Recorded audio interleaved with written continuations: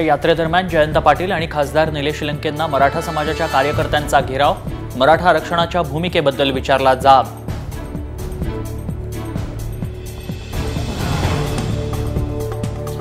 अजित पवार महायुती सोडण्याच्या चर्चेत, मोठा ट्विस्ट, खासदार सुनील तटकरे केंद्राच्या नॅचरल गॅस कमिटीच्या चेअरमनपदी।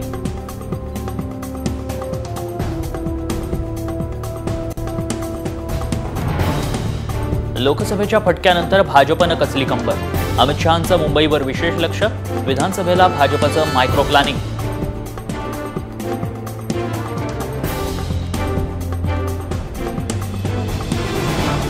विधानसभेचं बिगुल लवकरच वाजणार। येत्या 15 ते 17 नोव्हेंबर दरम्यान महाराष्ट्रात मतदान होण्याची शक्यता, तर निकाल 20 नोव्हेंबरला लागण्याची चिन्ह।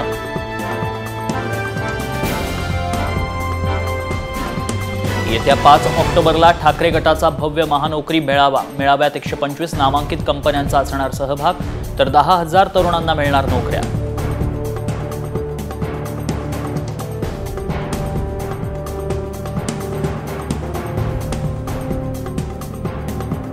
शिंदेंच्या शिवसेनेचा आजपासून महाविजय संवाद अभियान, नेते उपनेते दररोज देणार एका विधानसभा मतदारसंघाला भेट।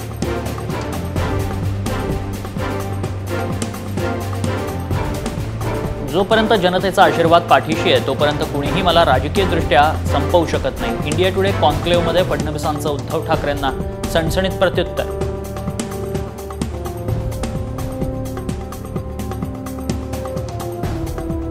पवार ठाकरेंना संपवण्याची भाषा करणाऱ्यांना नीट फोडून झोडलं जाईल। ठाकरेंच्या मुखपत्रातून अमित शहा आणि शिंदे गटावर घणाघात।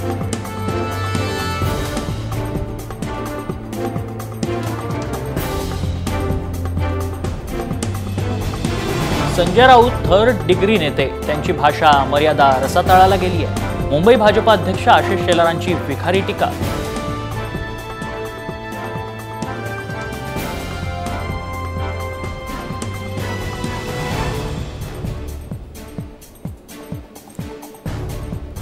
राज्यातील एमटीडीसी रिसॉर्टच्या 30 इमारती घशात घालण्याचा सरकारचा डाव, अंबादास दानवेंचा गंभीर आरोप, दानवेंकडून यादी जाहीर।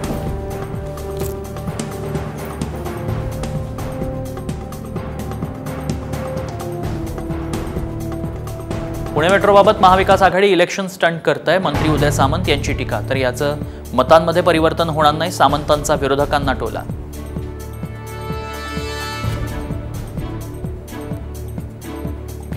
राजाराम सहकारी साखर कारखान्याच्या वार्षिक सभेच्या पार्श्वभूमीवर बॅनरबाजी, सभास्थळाबाहेर सतेज पाटील आणि अमल महाडिक यांच्या गटाचे परस्पर विरोधी बॅनर्स।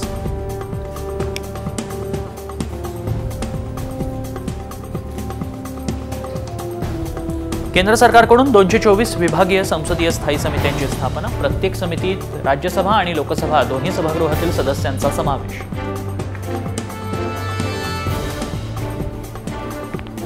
शिंदे गटाचे आमदार दिलीप लांडे यांच्या विरोधात हायकोर्टात याचिका, मतदारसंघात वाटप केलेल्या 50,000 प्रेशर कुकर खरेदीत मोठा आर्थिक घोटाळा केल्याचा आरोप।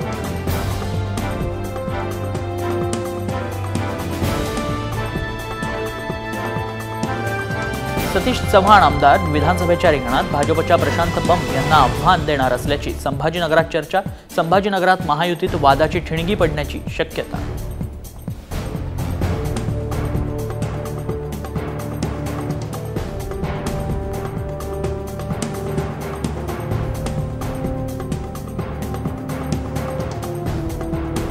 भारतीय कम्युनिस्ट पक्षाची मवियाकडे 15 जागांची मागणी, जागा न मिळाल्यास स्वतंत्रपणे निवडणूक लढण्याचीही तयारी।